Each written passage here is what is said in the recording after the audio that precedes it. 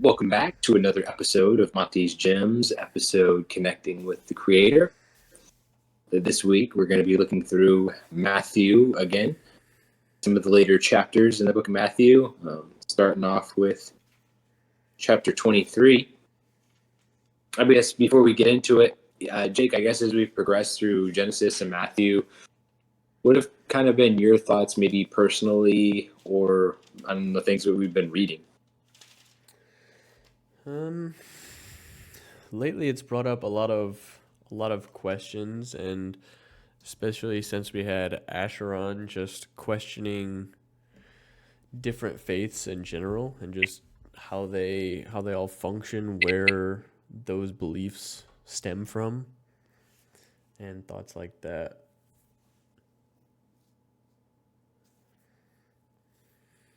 That's interesting because I think I really enjoyed what Asher had to say. Hmm. However, in today's day and age, in terms of making it maybe an applicable approach and being able to go into a Jewish synagogue and maybe be welcomed by people, it's just not possible. So Asher is a very unique individual in his beliefs and what he has to share, and I think he'd be very welcoming to someone like us, who's Hmm. maybe considered a Gentile or a Christian or that. But inside any Jewish synagogue, it's just not something where people are going to be welcoming Hmm. as to if someone was a Jewish or atheist going into a Christian church and just be welcomed and if, and feel heard and loved. And so I think for me, it's just trying to be able to connect with other people who are on somewhat of a same page. And if it's a big divisive factor about the Jesus issue or the topic, I think it's like he had brought up, no matter what your beliefs are, like it doesn't really matter to him. I think a lot of Right. it, he dove more down into the actions, how someone treats people, and those signs. And I think as we go through here in chapter 23, that's one of the things that I've really appreciated about the teachings of Jesus, and that what he is going about and proclaiming, it's not about what people are saying, but it's about what they do, their hearts, it's their intentions, where those things come from, and that's what's really purifying a person and showing their true character. I think that's Right. very clear in today's day and age, and how we see people and how we understand who they are. And Yeah, definitely. yeah. So, all right, we'll get into chapter 23. Then Yeshua addressed the crowds in his Talmudim, the Torah teachers, and the Parashim. He said, "Set in the seat of Moshe. So whatever they tell you, take care to do it. But don't do what they do, because they talk but don't act. They tie heavy loads onto people's shoulders but won't lift a finger to help carry them. Everything they do is done to be seen by others, for they make their tefillin broad and their tzitziot long. They love the place of honor at banquets and the best seats in the synagogues, and they love being greeted deferentially in the marketplace and being called rabbi. But you are not to let yourselves be called rabbi, because you have one rabbi, and you are all each other's brothers. And do not call anyone on earth father, because you have one Father, and he is in heaven. Nor are you to let yourselves be called leaders, because you have one leader, and he is the Messiah. The greatest among you must be your servant, for whoever promotes himself will be humbled, and whoever humbles himself will be promoted. But woe to you, hypocritical Torah teachers and Parashim, for you are shutting the kingdom of heaven in people's faces, neither entering yourselves nor allowing those who wish to enter to do so. Woe to you, hypocritical Torah teachers and Parashim! You go about over land and sea to make one proselyte, and when you succeed, you make him twice as fit for Gehinnom as you are. Woe to you, you blind guides! You say if someone swears by the temple, he is not bound by his oath. But if he swears by the gold in the temple, he is bound. You blind fools! Which is more important, the gold or the temple which makes the gold holy? And you say, if someone swears by the altar, he is not bound by his oath. But if he swears by the offering on the altar, he is bound. Blind men, which is more important, the sacrifice or the altar which makes the sacrifice holy? So someone who swears by the altar swears by it and everything on it. And someone who swears by the temple swears by it and the one who lives in it. And someone who swears by heaven swears by God's throne and the one who sits on it. Woe to you, hypocritical Torah teachers and Parashim! You pay your tithes of mint, dill, and cumin, but you have neglected the weightier matters of the Torah: justice, mercy, trust. These are the things you should have attended to, without neglecting the others. Blind guides, straining out gnat, meanwhile swallowing a camel. Woe to you, hypocritical Torah teachers and Parashim! You clean the outside of the cup and the dish, but inside they are full of robbery and self-indulgence. Blind Parush! First clean the outside of the cup so that First clean the inside of the cup so that the outside may be clean too. Woe to you, hypocritical Torah teachers and Parashim! You are like whitewashed tombs, which look fine on the outside, but are full of dead people's bones and all kinds of rottenness. Likewise, you appear to people from the outside to be good and honest, but inwardly you are full of hypocrisy and far from the Torah. Woe to you, hypocritical Torah teachers and Parashim! You build tombs for the prophets and decorate the graves of Zedekim, and you say, had we lived when our fathers did, we would never have taken part in killing the prophets. In this you testify against yourselves, that you are worthy descendants of those who murdered the prophets. Go ahead then, finish what your father started. You snakes, son of snakes, how can you escape being condemned to Gehonim? Therefore, I'm sending you prophets and sages and Torah teachers. Some of them you will kill indeed. You will have them executed on stakes as criminals. Some will flog. You will flog in your synagogues and pursue from town to town, and so on. You will follow the guilt for all the innocent blood that has ever been shed on earth, from the blood of innocent Havel to the blood of Zechariah ben Berakah, whom you murdered between the temple and the altar. Yes, I tell you that all this will fall in this generation. Yerushalayim, Yerushalayim, you kill the prophets, you stone those who are sent to you. How often I wanted to gather your children, just as a hen gathers her chicken under her wings, but you refuse. Look, God is abandoning your house to you, leaving it desolate. For I tell you, from now on, you will not see me again until you say, blessed is he who comes in the name of Adonai.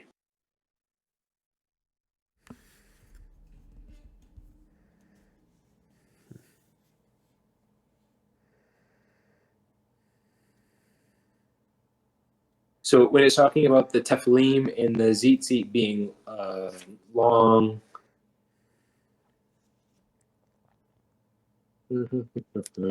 so Tzitzit are essentially the strings that are on the four corners of the garment. I think it's like Exodus 12 or Leviticus. I don't remember the exact verse, but it talks about having strings on the four corners of your garment so that you would look on them to remember the commandments. And so that's what it's talking about. That they're longer. The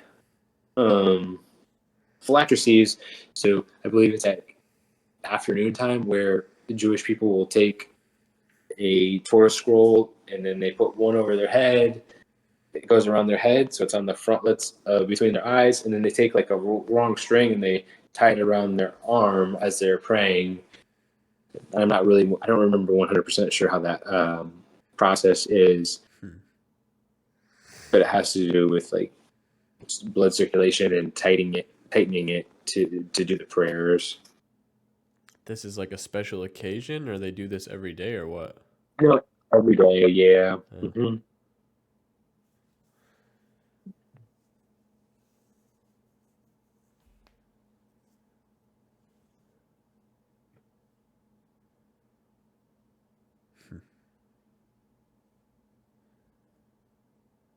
Did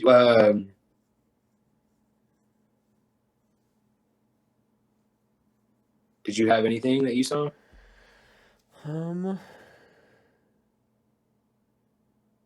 There was Observant Jewish men past the bar mitzvah age of 13 strap one on their upper left arm and the other around the head during the morning weekday synagogue service and prayers.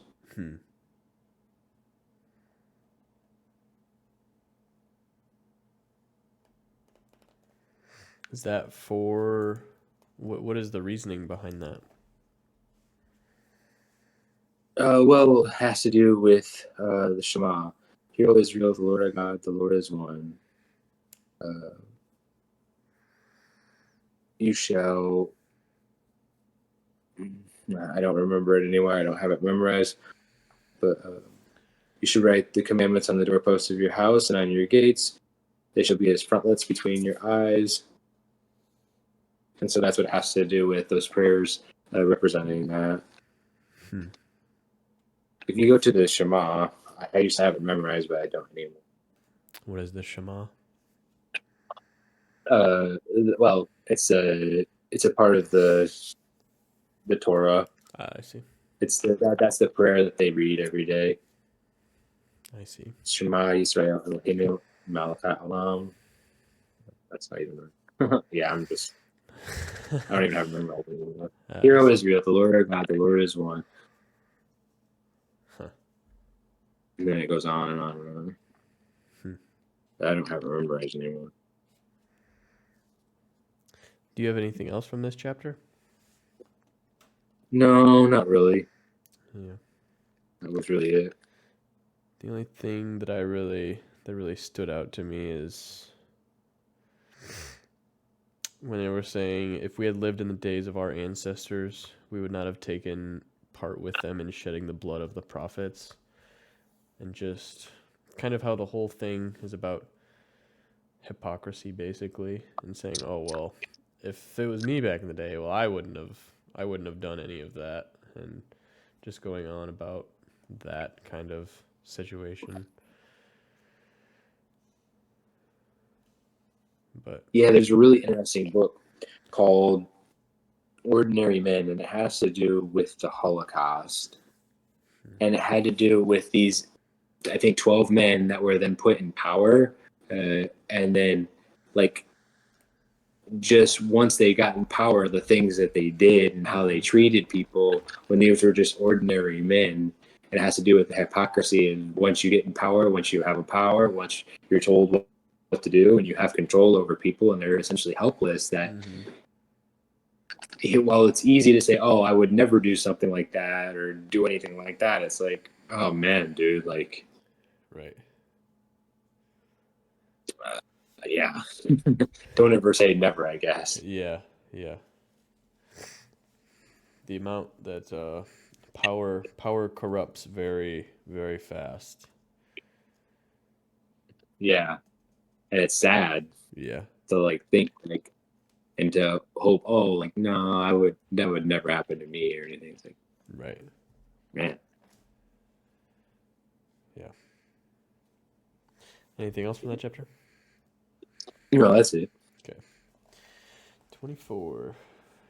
Jesus left the temple and was walking away when his disciples came up to him to call his attention to its buildings. Do you see all these things? He asked. Truly, I tell you, not one stone here will be left on another. Every one will be thrown down. As Jesus was sitting in the Mount of Olives, the disciples came to him privately. Tell us, they said, when will this happen, and what will be the sign of your coming and the end of the age? Jesus answered, watch out that no one deceives you, for many will come in my name, claiming, I am the Messiah, and will deceive many. You will hear of wars and rumors of wars, but see to it that you are not alarmed. Such things must happen, but the end is still to come. Nation will rise against nation, and kingdom against kingdom. There will be famines and earthquakes in various places. All these are the beginning of birth pains. Then you'll be handed over to be persecuted and put to death, and you will be hated by all nations because of me. At that time, many will turn away from the faith and will betray and hate each other, and many false prophets will appear and deceive many people.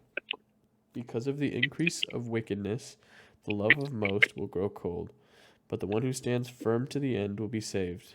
And this gospel of the kingdom will be preached in the whole world as a testimony to all nations, and then the end will come. So when you see standing in the holy place the abomination that causes desolation, spoken through the prophet Daniel, let the reader understand. Then let those who are in Judea flee to the mountains. Let no one on the housetop go down to take anything out of the house. Let no one in the field go back to get their cloak. How dreadful it will be in those days for pregnant women and nursing mothers. Pray that your flight will not take place in winter or on the Sabbath, for then there will be great distress, unequaled from the beginning of the world until now, and never to be equaled again. If those days had not been cut short, no one would survive. But for the sake of the elect, those days will be shortened. At that time, if anyone says to you, "Look, here is the Messiah," or "There he is," do not believe it. For false messiahs and false prophets will appear and perform great signs and wonders to deceive, if possible, even the elect. See, I have told you ahead of time. So if anyone tells you, "There he is out in the wilderness," do not go. Or, "Here he is in the inner rooms," do not believe it. For as lightning that comes from the east is visible even in the west, so will be the coming of the Son of Man. Wherever there is a carcass, there the vultures will gather. Immediately after the distress of those days, the sun will be darkened, and the moon will not give its light. The stars will fall from the sky, and the heavenly bodies will be shaken. There then will appear the sign of the Son of Man in heaven, and then all the peoples of the earth will mourn when they see the Son of Man coming on the clouds of heaven, with power and great glory. And he will send his angels with a loud trumpet call, and they will gather his elect from the four winds, from one end of the heavens to the other. Now learn this lesson from the fig tree. As soon as its twigs get tender and its leaves come out, you know that summer is near. Even so, when you see all these things, you know that it is near, right at the door. Truly I tell you, this generation will certainly not pass away until all these things have happened. Heaven and earth will pass away, but my words will never pass away. But about that day or hour no one knows, not even the angels in heaven, nor the Son, but only the Father. As it was in the days of Noah, so it will be at the coming of the Son of Man. For in the days before the flood, people were eating and drinking, marrying and giving in marriage, up to the day Noah entered the ark. And they knew nothing about what would happen until the flood came and took them all away. That is how it will be at the coming of the Son of Man. 2 men will be in the field, one will be taken and the other left. 2 women will be grinding with a hand mill, one will be taken and the other left. Therefore, keep watch, because you do not know on what day your Lord will come. But understand this, if the owner of the house had known at what time of night the thief was coming, he would have kept watch and would not have let his house be broken into. So you also must be ready, because the Son of Man will come in an hour where you do not expect him. Who then is the faithful and wise servant, whom the master has put in charge of the servants in his household to give them their food at the proper time? It will be good for that servant whose master finds him doing so when he returns. Truly, I tell you, he will put him in charge of all of his possessions. But suppose that servant is wicked and says to himself, "My master is staying away a long time," and he then begins to beat his fellow servants and to eat and drink with drunkards. The master of that servant will come on a day when he does not expect him, and at an hour he is not aware of. He will cut him to pieces and assign him a place with the hypocrites, where there will be weeping and gnashing of teeth.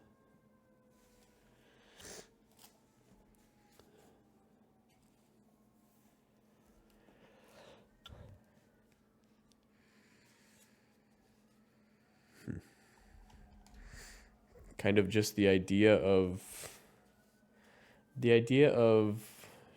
just doing what's right even when nobody is watching, and when you do not expect that you're being watched, just to do the right thing. Just that idea, I think, is very important, because a lot of people will do the right thing when anyone is watching, but it's important to see what people do just behind closed doors when nobody else knows of it. I think that's kind of when a person's true self starts to show. Yeah, and I think that's where you have to ask these personal questions to yourself and understand, what is my value system tied to? Why do I choose to do what is right? Why do I choose to do what is wrong? Do I choose to do these things because if I get caught, I'm going to get in trouble? Or because if I know if I do good stuff, people will see it and I will succeed? Or am I choosing to do right and to avoid wrongdoing because I know that it's the right thing to do no matter what? And I think it comes down to that heart condition. Like, how do you have a pure heart to, no matter what, this is what's right, and that's what my heart and my mind is set on doing, is uh, uh, being righteous. Mm-hmm. That's what it has to be. That's what our value systems have to be tied to. Is about choosing to do what is right because we believe that there's a creator of the universe, because we believe that he has established these rules, these laws for the best interest at heart, and that these affect all of his creation. And so when we do one thing wrong, we're either breaking a commandment between us and him or between us and the human race. And so if we live up to that in believing that it's truth, like, it should just be a heart condition. There shouldn't be any issues with doing it whether someone's watching or they're not watching, right? I mean, Right. Yeah. Because, I mean, it's one thing to put on a front and try to kind of deceive people into believing that you're this person, but you can't you can't keep that up forever. no, and you can do it on social media and you can do it out the public eye,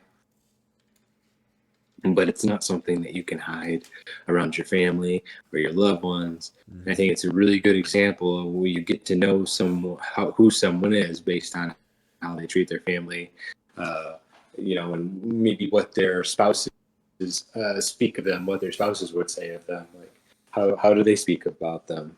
Right. Yeah.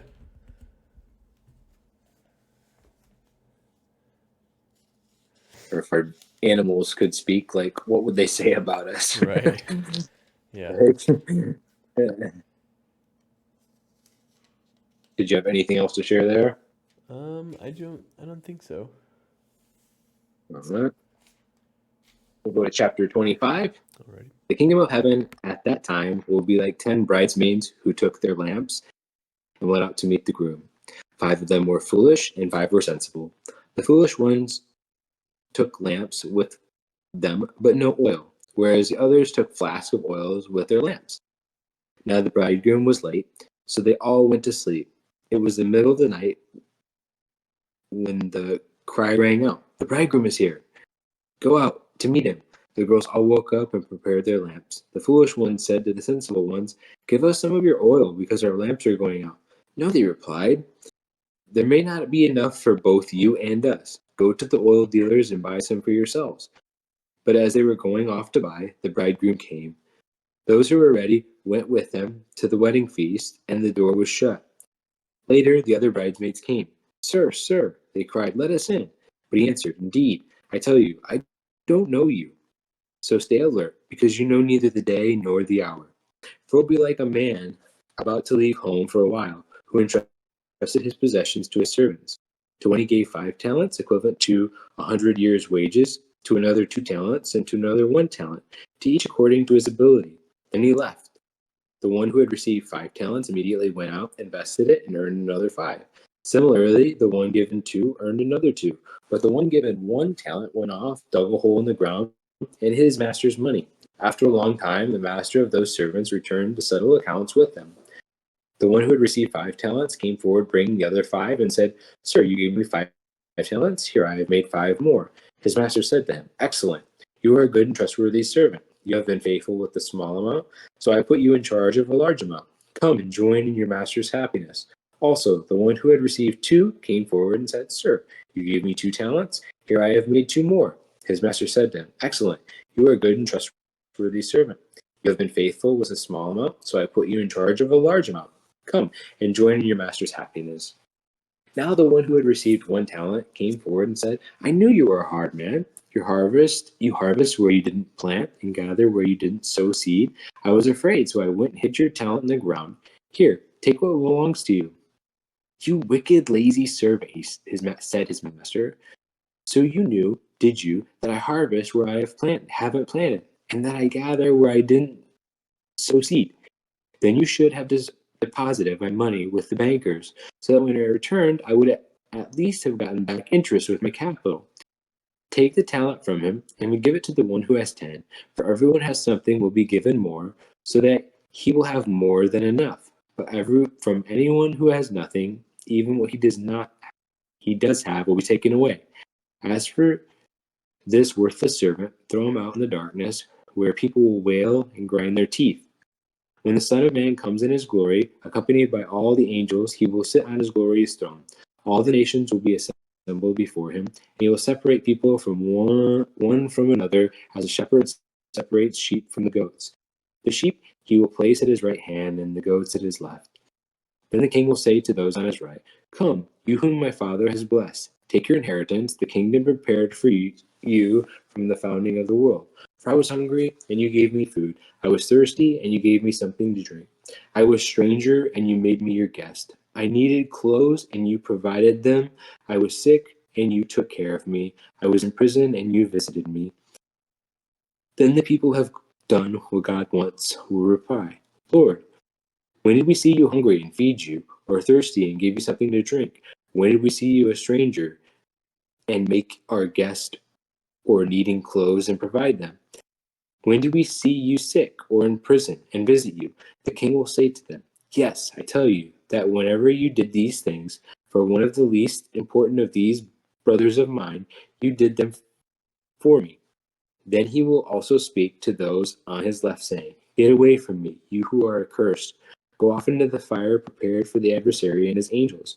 I was hungry, and you gave me no food, thirsty, and you gave me nothing to drink, a stranger, and you did not welcome me, needing clothes, and you did not give them to me, sick and in prison, and you did not visit me.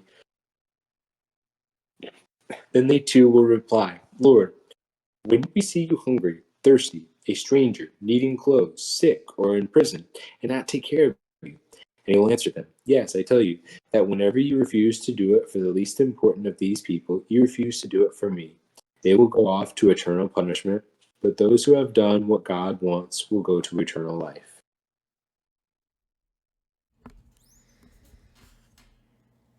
So I think when it talks about the oil lamps, it just really talks about always being prepared, Mm-hmm. in anything, whether it's an opportunity to be prepared to have an interview for a job, or, like to be able to have children, like always, like it's making sure you're saving up and not just living foolishly Mm-hmm. and spending all of your means necessary in the moment. Like I think, whether it's like down here in South Florida, like hurricane season is a thing, right? So you have to stock up water, you have to be prepared. So if that hurricane does hit, Mm-hmm. that you're going to be able to get through that hard time. And I think sometimes in society, we're so far removed from a bad thing happening to where we don't have that reserve fund, or maybe that rainy day fund. If you lose your job, and you need to be able to like get by for a month, that's just like, oh well, I was just living in debt, and so I thought that day would never come. Right. And then with the talents, I think that's not only comparable to finances, but it's also comparable to our own talents and potential, right? So, like, what are you doing each and every day with your life? Are you learning? Are you trying to better yourself? Are you learning more about yourself and how you can progress in life, and how you can be better? Are you learning how to handle your emotions? Or you always trying to just learn to be more intelligent, to be more useful in this world? Or are you just kind of, oh well, I've went to high school, I've passed, and now I know enough, and there's not really any need. Like Mm-hmm. it's not just, I think, a financial responsibility of trying to save up for more, but it's about using our true potential in ourselves, and trying to make the most of what we have. Right.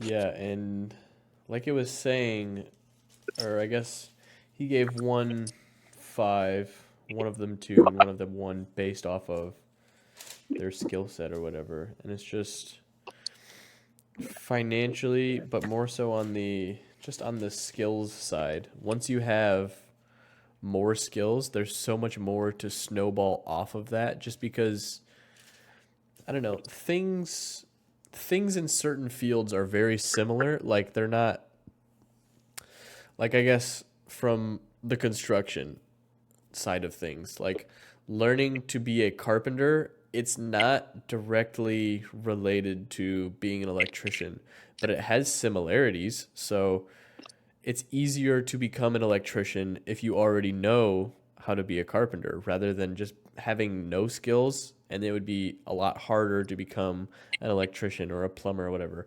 It's like these skills stack on and just snowball for faster gains. And you can also be a much more efficient carpenter or a framer if you have a good understanding of electricity and what the best way to run the wiring is going to be through.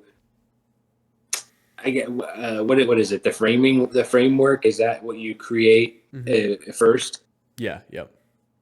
Yeah. So if you have a good idea of how the electricity is going to run and where it's going to be, your framing and what the easiest way to be able to drill holes into all the framing would be, it just creates so much more efficiency and simplicity if you can look at it from, I get essentially being able to know all these things, right? And so you have electricity, and you also have plumbing. Like you can't really know how to frame things in if you don't really comprehend plumbing and how that's going to be efficient and how it's even going to work. So you have to have a really pretty good grasp. I think oftentimes that's where a lot of construction crews have dissension and disagreements, because the framers go in there and they just go in there to try to do things as quick as they possibly can, and then the finishers have to go in there and be like, oh my god, dude, like Yeah. it's just so difficult. I just remember from a little bit of construction experience I have, to where it's just like, oh dude, Yeah. this is like, yeah, these framers went in there, they did everything fast, but now we got to go back and redo this and Yeah. try to work around all their piss poor job that they did. Yeah, pretty much. Yeah. Have you had to deal with that in your line of work? A little bit, yeah. It's just it's not necessarily people doing it on purpose, but it's just not looking at what needs to happen next. And it's just things that from looking back at it, it's like, yeah, that's obvious as to this should have happened and they should have been prepared to do it this way, but it's just nobody's looking forward at what needs to happen for the other trades because they don't have to deal with it, so nobody ever tells them, so they're just going to keep doing it the same way over and over. Right, not looking at the full picture, right? We're not Yeah. seeing the end result. Seeing, okay, what's the quickest way for me to do this, and how can I be the most efficient? Versus, okay, well, the next person, they're going to come in here. What are they going to have to do? How is this going to work for them? How is a specific bathtub or shower going to get put into here with the way I'm currently framing it? Like, yeah, it's essentially writing the instruction manual, right? Like, if you look at it from finish to start as a framer, it would be a much different frame job than if you just look at it from start and to finish, and you Yeah. just have to be there at the very beginning, and after that it's like, I don't care, Yeah, like, exactly. it's not my problem, bro. Yeah, because these guys don't have to go back and fix it, so it's just, I mean, yeah, they don't have to deal with the repercussions, so they don't care. So yeah. And I think sometimes we're so far removed from, okay, tonight I have an opportunity to go watch TV, to go scroll through social media, or I have an opportunity to try to learn something new and to try to progress. And maybe this course is going to take me a year to get through. Well, I have to start somewhere, and each day, if I continue to learn and learn and learn, it's about looking at that same end result, right? In terms of how we're saving up our wisdom, our resources. Like at the end of the year, how much more knowledge am I going to have if I were to read 10 books versus if every single day I go and do the doom scrolling on Instagram or social media? Like, Mm-hmm. who do I become at the end of that year? Right. What's those two versions look like? And if we could actually see what those two versions look like, if we fully apply ourselves, it's quite substantial. But Yeah. sometimes it's just so difficult to not just look in the present and see the end result and to see the goals and to see what that future looks like. We just get stuck. Yeah, exactly.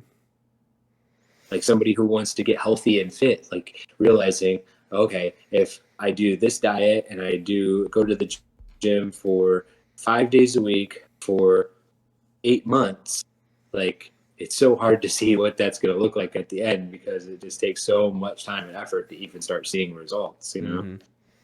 Yeah, and it's not instant. It's going to take a long time, and it's very demotivating once you don't see those results.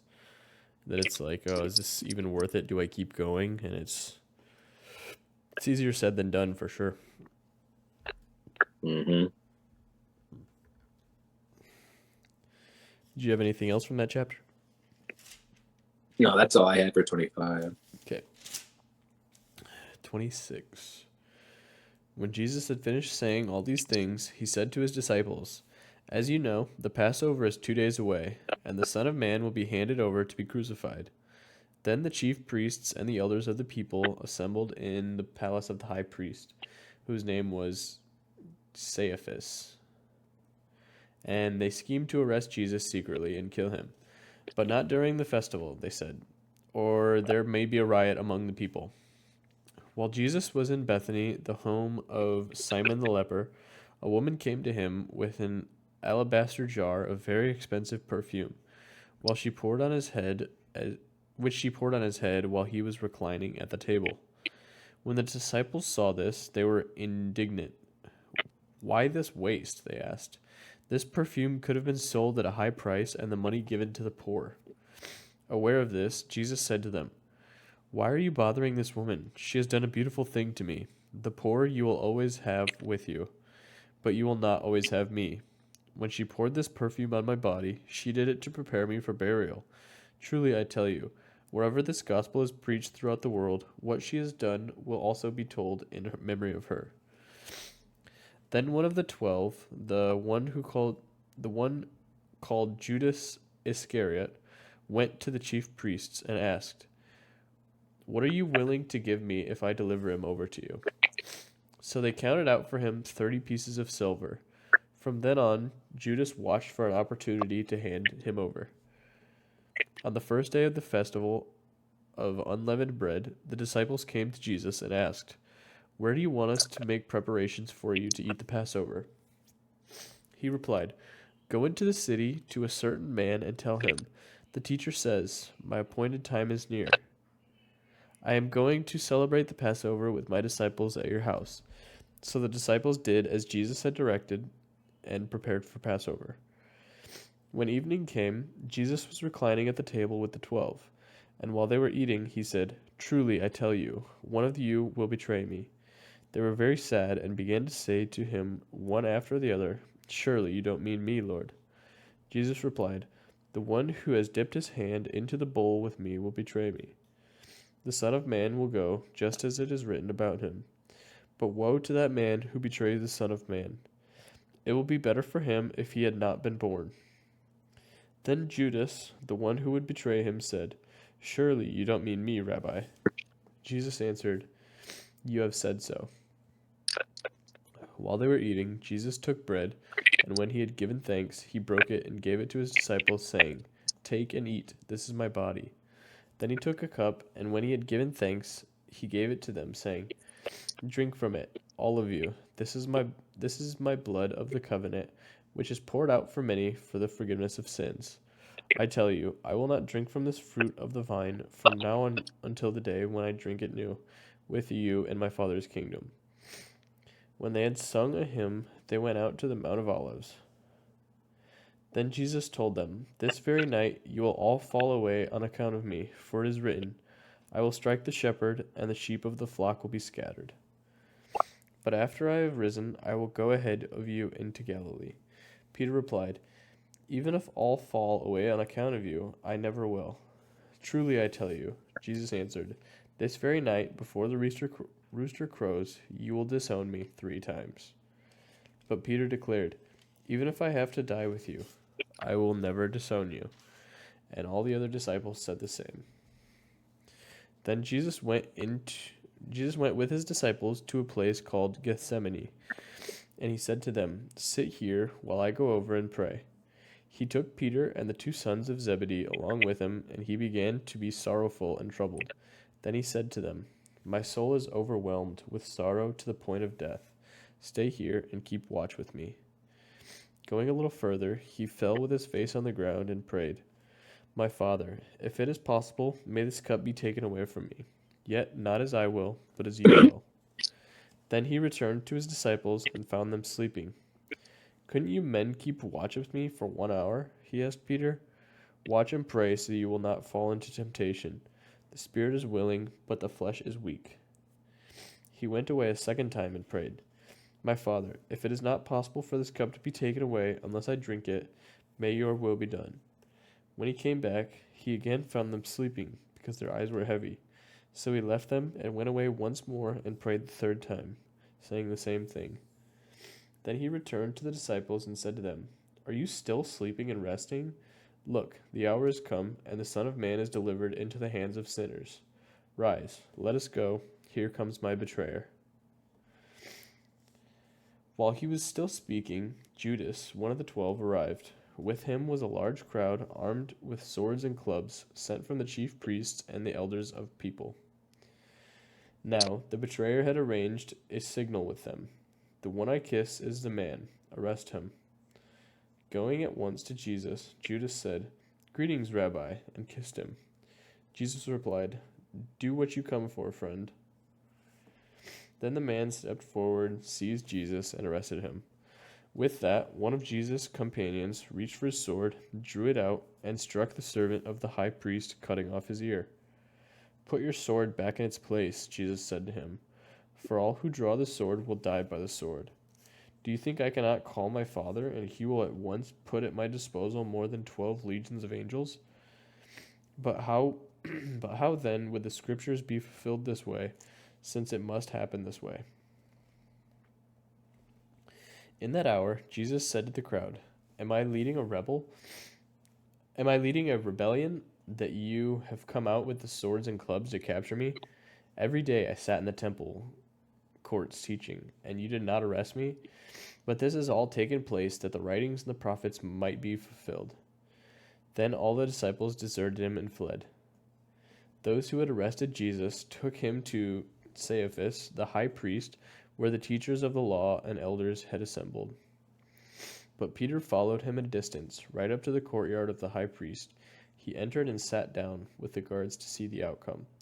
The chief priests and the whole Sanhedrin were looking for false evidence against Jesus so that they could put him to death. But they did not find any, though many false witnesses came forward. Finally, 2 came forward and declared, This fellow said, I am able to destroy the temple of God and rebuild it in 3 days. Then the high priest stood up and said to Jesus, Are you not going to answer? What is this testimony that these men are bringing against you? But Jesus remained silent. The high priest said to him, I charge you under oath by the living God. Tell us if you are the Messiah, the Son of God. You have said so, Jesus replied. But I say to all of you, from now on you will see the Son of Man sitting at the right hand of the Mighty One and coming on the clouds of heaven. Then the high priest tore his clothes and said, He has spoken blasphemy. Why do we need any more witnesses? Look, now you have heard the blasphemy. What do you think? He is worthy of death, they answered. Then they spit in his face and struck him with their fists. Others slapped him and said, Prophesy to us, Messiah. Who hit you? Prophesy to us, Messiah. Now Peter was sitting out in the courtyard, and a servant girl came to him. You also were with Jesus of Galilee, she said. But he denied it before them all. I don't know what you're talking about. he said. Then he went out to the gate. Then he went out to the gateway, where another servant girl saw him and said to the people there, "This fellow was with Jesus of Nazareth." He denied it again with an oath, "I don't know that man." After a little while, those standing there went up to Peter and said, "Surely you are one of them. Your accent gives you away." Then he began to call curses and swore to them, "I don't know that man." Immediately the rooster crowed. Then Peter remembered the word Jesus had spoken, "Before the rooster crows, you will disown me 3 times." And he went outside and wept bitterly.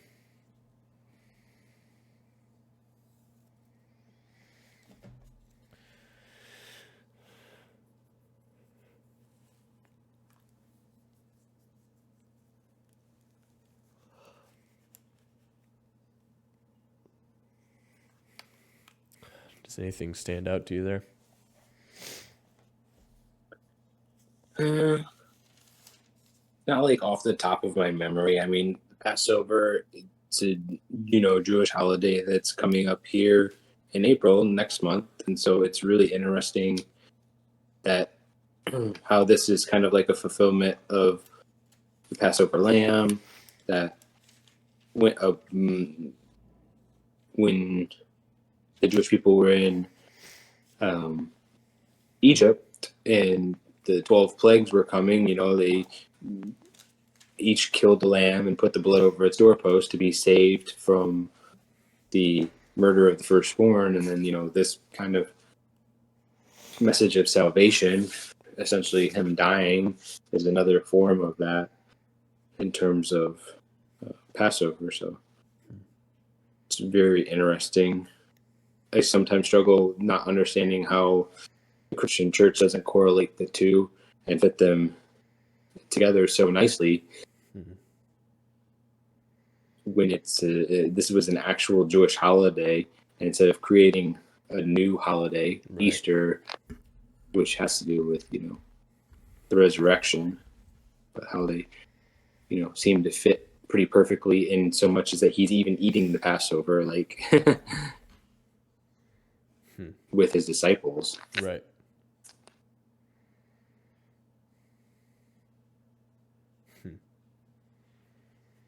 I can't think of Judas, like, just that betrayal, what he's doing. Like, Yeah. I mean, he saw so many of these things throughout these stories here in the New Testament where me and you have talked about. It's just like, oh my gosh, like, it's just one thing after another. And it's like, if all of these things have continued to happen, it was like, how could somebody just go and do something like that to someone like that? Like, what's going on in this guy's head and heart? Like, for him to even do that, I don't get it. All that for 30 pieces of silver. Yeah. And it's just like, man, what? At what? Any price is just like, I mean, you see all of these things happening before your eyes, and surely you have to recognize that this is the Messiah, and then all of that just to trade it for a little bit of money.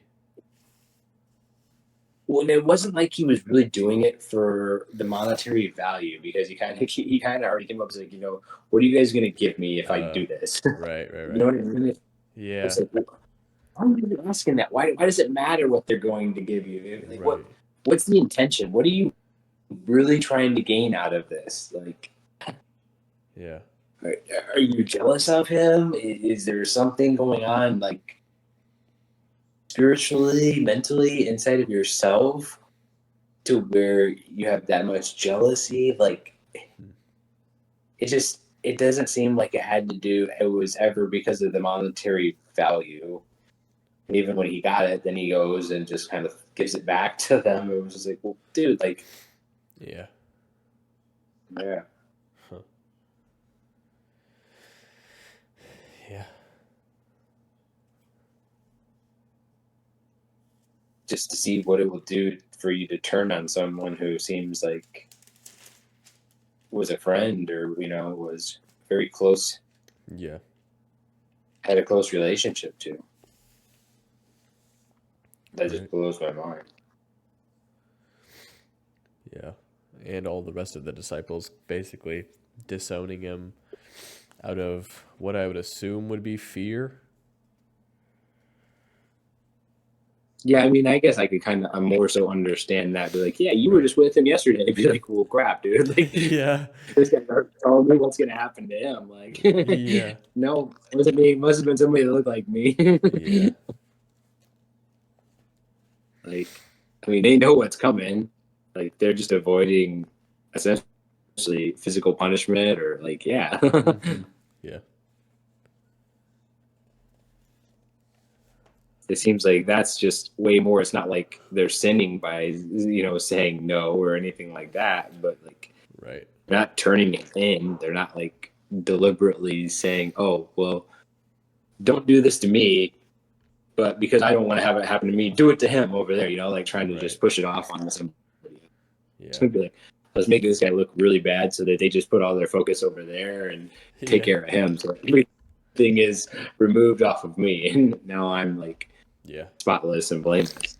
And it's not like if they did claim to know him, it's like, all right, never mind, we're not gonna kill him. It's like they're still gonna kill Yeah. him no matter what, but just are there going to be any additional people coming along? Right. Any additional punishment to those people who knew him? Yeah. Right.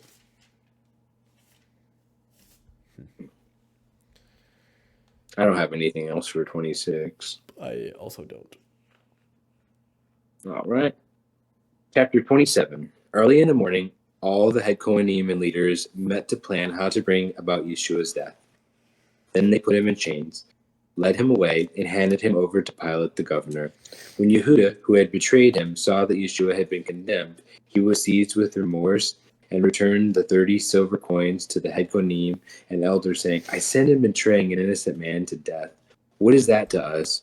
They answered, That's your problem. Hurling the pieces of silver into the sanctuary, he left. Then he went off and hanged himself. The head Kohanim took the silver coins and said, It is prohibited to put this into the temple treasury, because it is blood money.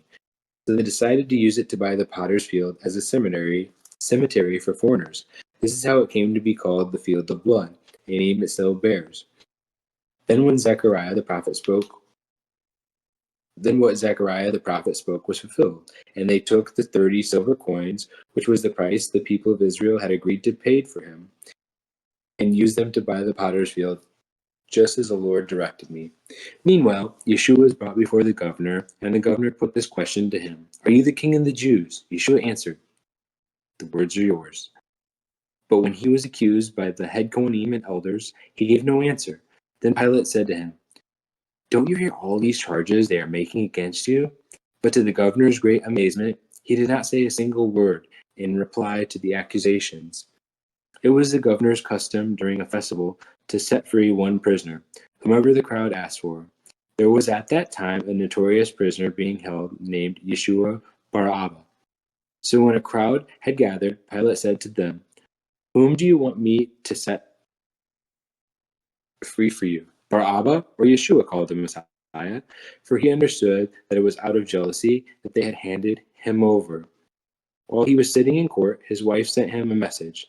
Leave the innocent man alone. Today in a dream I suffer terribly because of him. But the head Kohanim persuaded the crowd to ask for Bar Abba's release and to have Yeshua executed on the stake. Which of the two do you want me to set free for you? Asked the governor. Bar Abba, they answered.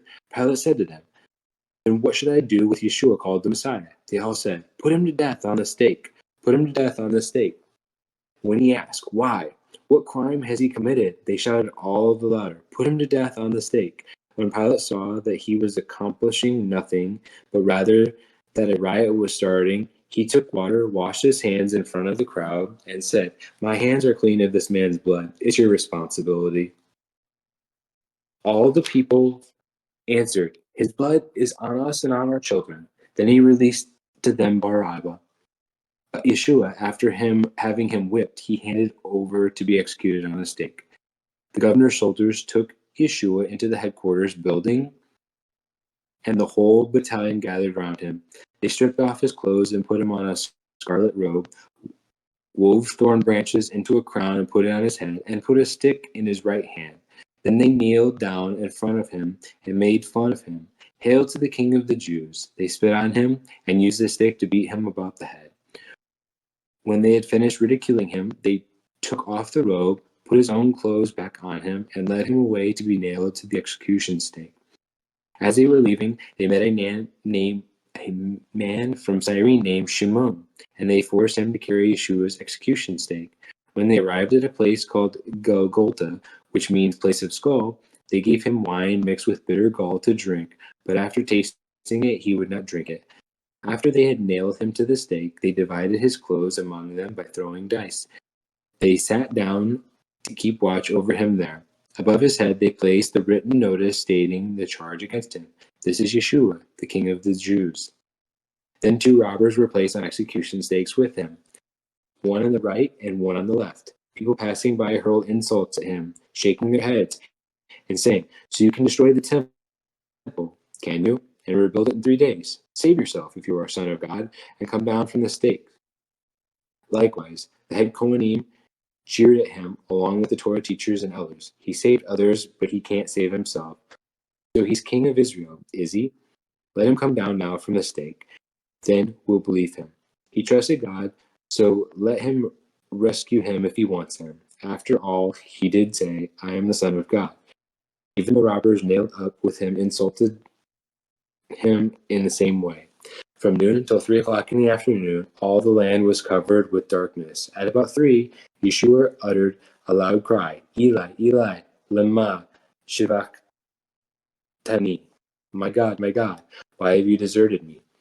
On hearing this, some of the bystanders said, "He's calling for Eliyahu." Immediately, one of them ran and took a sponge, soaked it in vinegar, and put it on a stick and gave it to him to drink. The rest said, "Wait, let's see if Eliyahu comes and rescues him." But Yeshua, again crying out in a loud voice, yielded up his spirit. At that moment, the parachet in the temple was ripped in two from top to bottom, and there was an earthquake, with rock splitting apart. Also the graves were opened, and the bodies of many holy people who had died were raised to life. And after Yeshua rose, they came out of the graves and went into the holy city, where many people saw them. When the Roman officer and those with him who were keeping watch over Yeshua saw the earthquake and what was happening, they were awestruck and said, "He really was Son of God." There were many women there looking on from a different distance. They had followed Yeshua from the Galilee, helping him.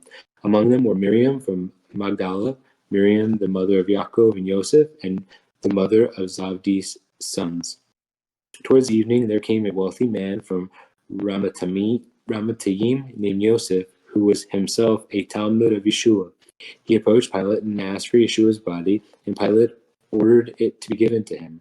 Joseph took the body, wrapped it in clean linen sheet, and laid it on his own tomb, which he had recently had cut up of the rock. After rolling a large stone in front of the entrance to the tomb, he went away. Miriam of Magdala and the other Miriam stayed there, sitting opposite the grave. Next day, after the preparation, the head Kohanim and the Perushim went together to Pilate and said, "Sir, remember that deceiver said while he was still alive, 'After 3 days I will be raised.'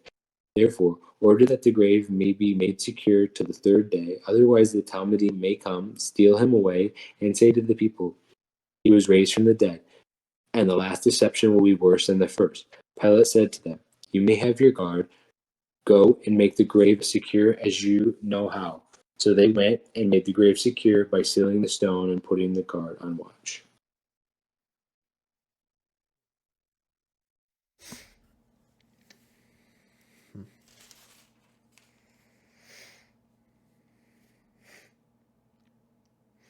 After all these people see all of the things that Jesus done and all the stories and everything, and then he finally gets up onto the cross and they just throw insults like, "Oh, if you're really the Son of God, just come on down, save yourself." And it's just trying to belittle him in every way that they know how. And then he finally dies and all of this stuff happens and then they go, "Oh crap." Like I guess he really was, huh? Yeah, I just my biggest struggle is that we're so far removed from this, is that I think this type of mindset is still here today. Mm-hmm. I'm just not sure what the comparison is in terms of today, but it's still out there. There's still people out there that are so jealous of other people and what they have or what they've done to, like, they're trying to get it over on them. They're trying to make sure that they don't have success. It's still out there today. It's just another form of this jealousy and this hate that's out there. And I don't comprehend how people get to this point. I don't get it, dude. Yeah. I just don't. Like, my mind can't comprehend that. Jealousy and envy is one thing, but to kind of go out of your way and make it your main purpose for that day or for that time period to just go out and basically discourage all of the people who believe and just insult all the time. It's just like, for what purpose? Yeah, but even when it comes to jealousy and envy, like, I felt myself when I've been upset maybe at people. Most of the time, it's because it's like, okay, dude, like, you treated people like garbage while you were like a boss over them, or you in your young years you were out partying and drinking and living it all up, and now it's like, oh, I'm supposed to feel sorry for you now, like that you're in this predicament. Mm-hmm. But it's never really, I've never really had that type of idea for someone who's just always been a good person, and Mm-hmm. maybe they've had better, higher standards than me, and they've always tried to do their best, and now they're going through a rough time, to be like, oh yeah, this person really deserves it, Hmm. you know?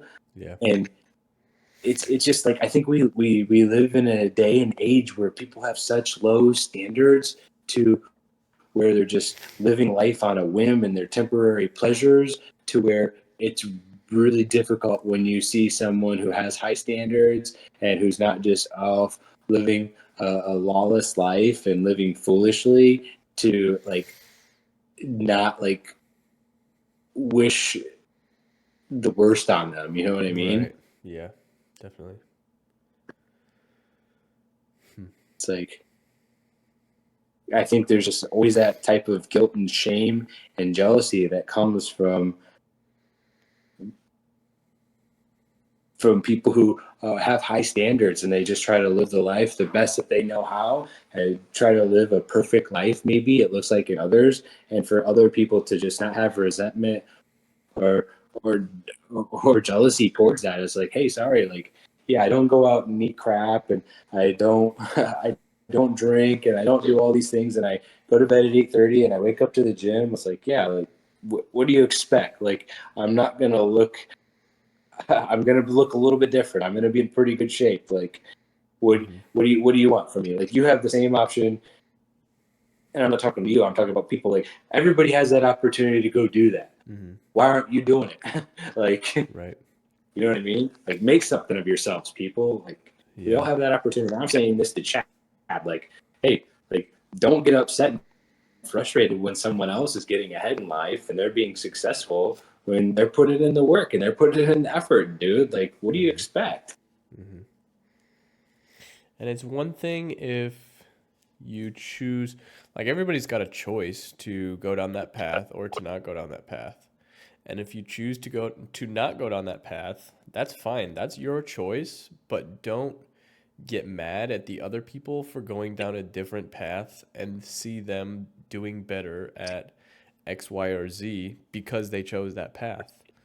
It's it's you chose the path that you're on, so you deal with the consequences. And if you don't want to deal with those consequences, either change path or just stop complaining about the consequences. Yeah, I remember I used to kind of catch myself. I would be maybe in a position or a job that I didn't really want to be in, and then I would see people get promoted, and I'd be like, well, hold up, Chad. Like, you don't really want to work you don't want to work here more than 40 hours a week. This person, whenever there's something needed, they're always there on the weekends, they're always there. It's like, hey, and that's them. They're always reliable. Like, what do you expect to happen? Like, you don't want to be here and what, you're upset because they got promoted to manager and you've been Yeah. in a place that you don't want to be. Like, what's Yeah. that? Like, stop it. Yeah. Yeah. It's very easy to look at other people and be jealous or I don't know, just mad at yourself without taking a deeper dive into it, into why you're not in that position. Yeah, or like for me personally, like, okay, you saved up money to buy a used Jeep Wrangler that you bought off Facebook from someone, and then you see other people who haven't saved up any money and they're buying these cars that are brand new, and no, they don't have the issue. But dude, they're also spending a crap ton of money on these cars. Like, Mhm. like, what do you expect? Like, yeah, okay, they're not taking the risk of buying something from somebody off of Facebook Marketplace, but they're also like not saving anywhere close to as much money as you did by buying that. And yeah, they're gonna have a brand new car, but at the end, they're not gonna have any money saved up because they have to keep paying a payment on it. And so Right. it's like you don't always look at what's going on the other side of the equation. Right.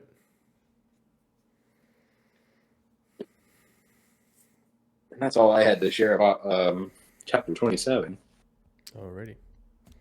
You want me to read So chapter it looks like 28? next week we have one more chapter to do, Oh, okay. and then we'll see where else our study leads. Maybe we'll be just to do a little bit more of talking with life and religion. Maybe we'll go to another chapter. Okay. Who knows? We'll see what we feel. Alrighty. Sounds good. All right. All right, guys. Thanks for joining. Hope Yep. you enjoyed. Any questions or comments, please feel free to share. We're always looking to engage and just work on our journeys together and see where this is going to lead. Mm-hmm. Alrighty. See you later, everybody. See you, everybody.